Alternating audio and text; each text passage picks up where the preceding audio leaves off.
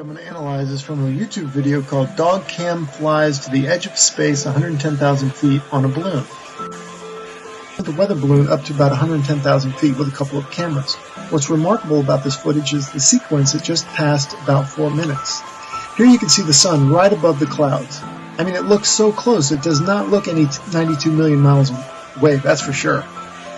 And so it creates this sunspot, for lack of a better term, that most think is just the sun's reflection.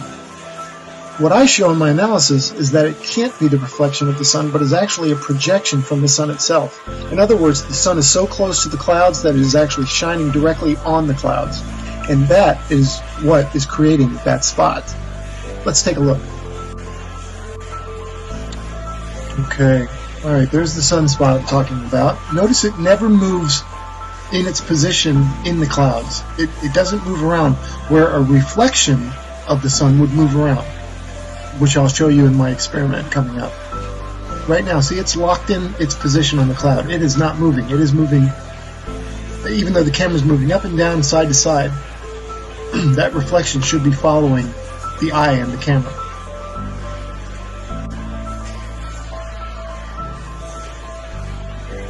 Okay, the light above the door represents the sun. That's my sun. And the floor is the clouds, the tile floor. Okay, there's a reflection of the light that's above the door. Now, I'm moving the camera around, and notice how it moves. It stays between me and the source, which is the sun or the light above the door.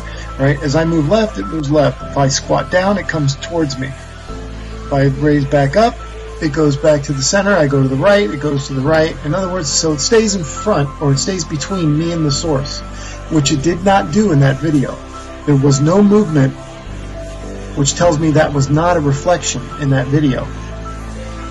That is a spot from the light, and I'm going to show you that in my next. Here's a little bit more footage of my experiment with the reflection and spotlight next to each other so we can see how differently they behave.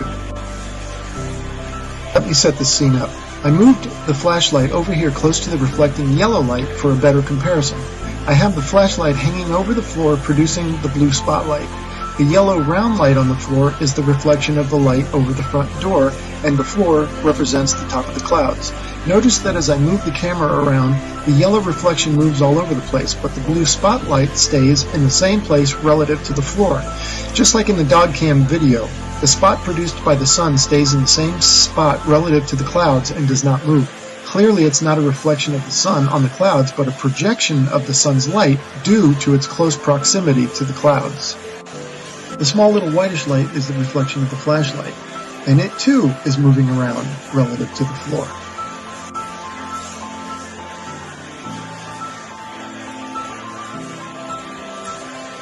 Okay, have you ever been to the beach and walked along and the sun will follow you, like when it's shining off the water, or the moonlight? This is not a reflection. It does not move from its position in the clouds. That's a spot from the sun being directly over it. That's what it looks like. Like I've showed, it can't be a reflection.